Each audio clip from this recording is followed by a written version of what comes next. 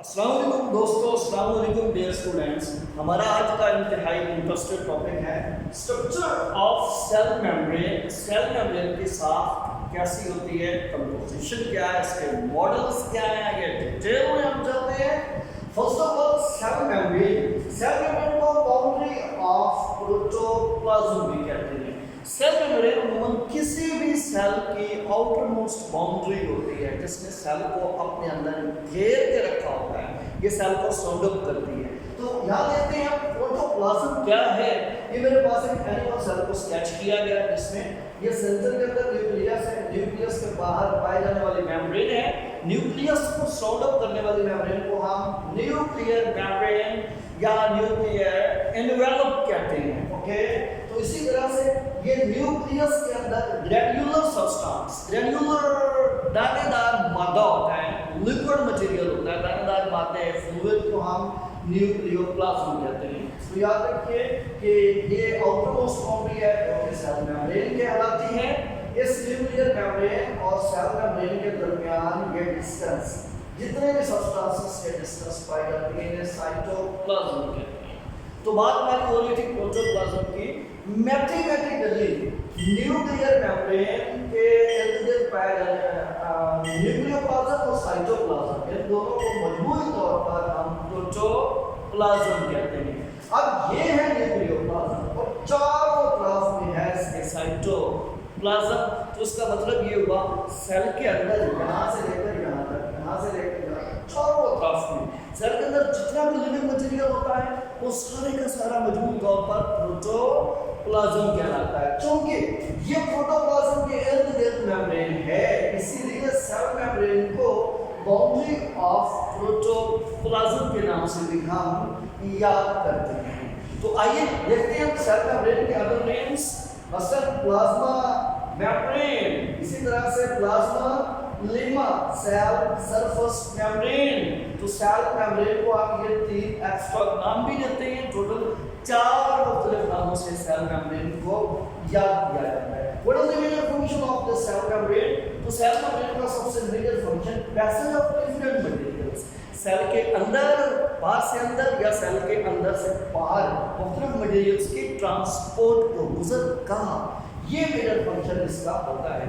याद रखिए, in the sense of animal cells, animal cell में cell membrane is the outermost boundary, while in the sense of plants it is second most layer of the cell. ये सेलों की दूसरी तय होती है। क्यों? क्योंकि पौधों के ऊपर मोस्ट लेयर सेल वॉल होती है। सेल वॉल के नीचे प्लांट सेल में सेल मेम्ब्रेन होती है। ऐसे composition of the cell membrane, तो सेल मेम्ब्रेन में 3 मेजर कंपोनेंट्स काउंट किए गए हैं। फर्स्ट ऑफ ऑल लिपिड, तो सेल मेम्ब्रेन में 60 to 80% लिपिड एग्जिस्ट करता है। दूसरा मेजर कंपोनेंट प्रोटीन्स का है, प्रोटीन 20 to 40% तक एग्जिस्ट करती हैं। तीसरा और लास्ट कंपोनेंट सेल मेम्ब्रेन के अंदर कार्बोहाइड्रेट्स का होता है।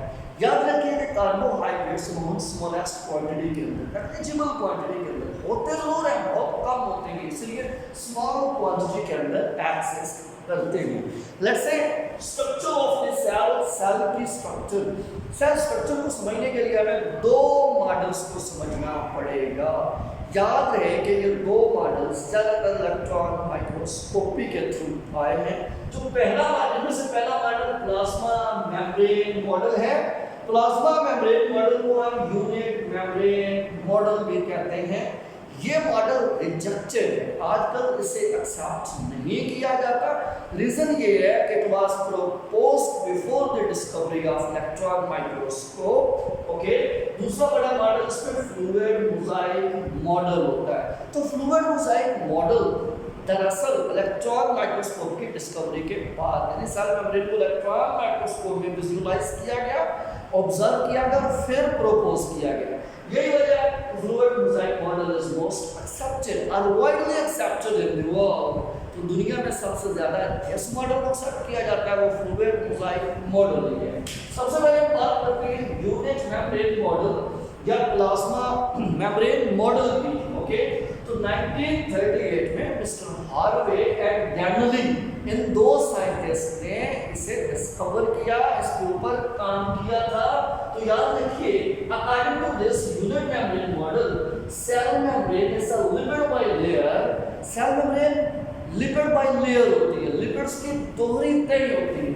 Sandwich between two proteins layer, ये लिपिड की तहें दो प्रोटीन की तहों के दरमियान रखी हुई। सैंडविच किसी चीज को दरमियान में रखना। ओके, अब स्केच में आप ये बात देखें, एक लिपिड की ये लेयर दिखाई गई है, ये लिपिड की दूसरी लेयर दिखाई गई है, लिहाजा इन लिपिड की दो लेयर को हम लिपिड बाय लेयर कहते हैं। तो इन दो लिपिड लेयर्स के ऊपर भी प्रोटीन रखी हुई है, नीचे भी प्रोटीन रखी हुई है। दैट्स व्हाई आप स्केच में ये बात नोट कर रहे हैं कि real sense lipid by layer sandwich between two protein molecules, दो प्रोटीन के दरमियान ये लिपिड की तह सैंडविच है, उनके सेंटर में रखी हुई है, इसलिए इसे आप sandwich model, unit membrane model या प्लाज्मा मेम्ब्रेन मॉडल, तीन अलग-अलग नाम से याद कर सकते हैं। इसकी प्रेजेंस यूनिट मेम्ब्रेन या सैंडविच मेम्ब्रेन मॉडल अमूमन ये बहुत सारे सेल ऑर्गेनेल्स के अंदर एग्जिस्ट करता है, like chloroplast, like mitochondria. Chloroplast और माइटोकॉन्ड्रिया के अंदर बेतहाशा पाया जाता है। अब इसका दूसरा और आखिरी मॉडल जो प्रपोज किया गया that is fluid mosaic model, बगैर किसी तारीख के। आइए, फ्लूइड मोजाइक मॉडल को 1972 में डिस्कवर किया गया, after the discovery of electron microscope it has been proposed. इस तरह से इसे मिस्टर फ्रेडरिक सैंडर और निकलसन, इन दो साइंटिस्ट बायोलॉजिस्ट ने प्रपोज किया था। इस मॉडल के according cell membrane is a lipid bilayer that is nice sandwich between two protein layers. ये मॉडल कहता है कि cell membrane lipid bilayer तो जरूर है, लेकिन लिपिड बाय लेयर दो प्रोटीन की तहों के दरमियान नहीं रखी हुई। ये सैंडविच नहीं होती। अगर सैंडविच नहीं है तो कैसी है? Proteins are embedded in the lipids in mosaic manner। तो ये प्रोटीन मॉलिक्यूल मोज़ाइक मैनर में लिपिड्स के अंदर रखे होते हैं।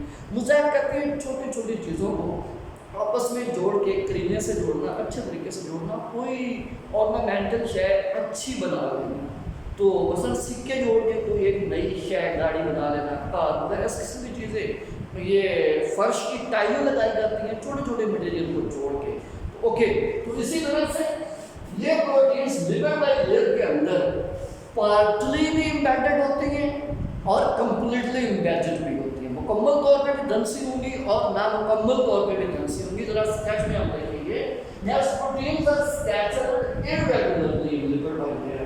तो मोज़ाइक मैनर के तहत लिपिड बाय लेयर के अंदर जो प्रोटीन मॉलिक्यूल्स हैं वो बाकायदगी के साथ नहीं, बेकायदगी, इर्रेगुलर मैनर के साथ तरतीब पाती हैं। नेक्स्ट, जब इर्रेगुलरली तरतीब पाती है तो हमें ऐसे नजर आता है just like proteins are floating in the sea, कि सतह समुद्र या समुद्री पानी के अंदर प्रोटीन्स फ्लोट कर रही हैं, तैर रही होती हैं। हमें ऐसे रेगुलर पैटर्न का नजर आ रहा होता है। About the lipid molecules, hydrophobic ends of lipid face each other. First of all, hydrophobic ends. Hydrophobic ends are water hitting ends, जो पानी के अंदर डिसॉल्व नहीं हो सकते।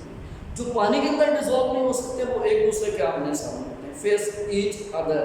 दूसरा लिपिड के बारे में कहा गया, hydrophilic ends appear on surface.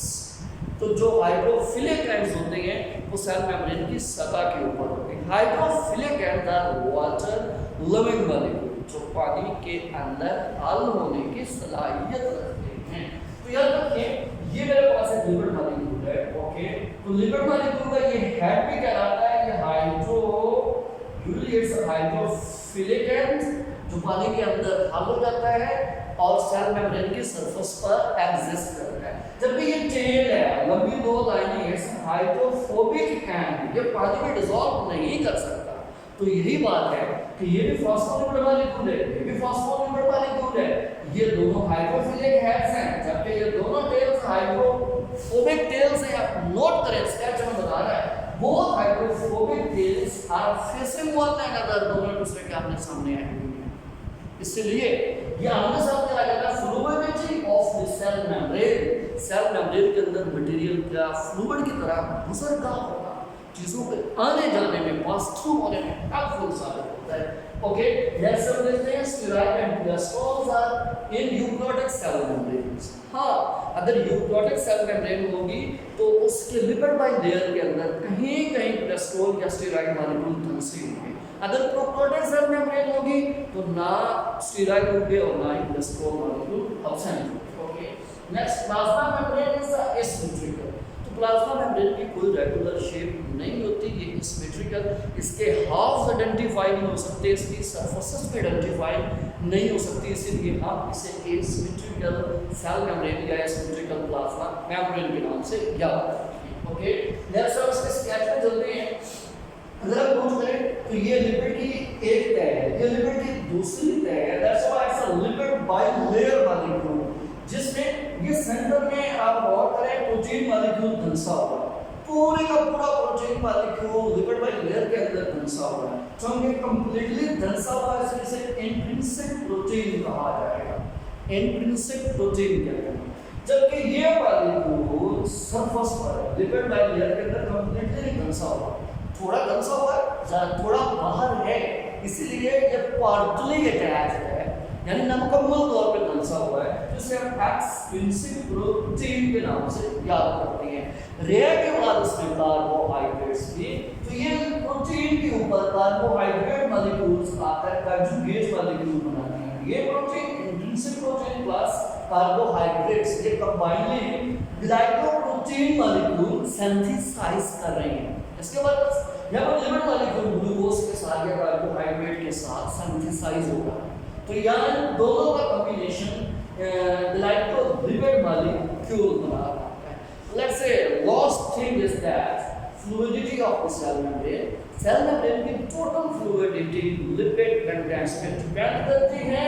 और याद रखिए cell membrane also have charge pores, इनके अंदर चार्ज पोर्स होते हैं, इंडिविजुअल्स के ऊपर चार्ज लाई करते हैं और बीच में पोर्स डेवलप कर देती हैं, जिनमें से चीजों की पैसेज गुजरगाह होती है, चीजें गुजर सकती हैं।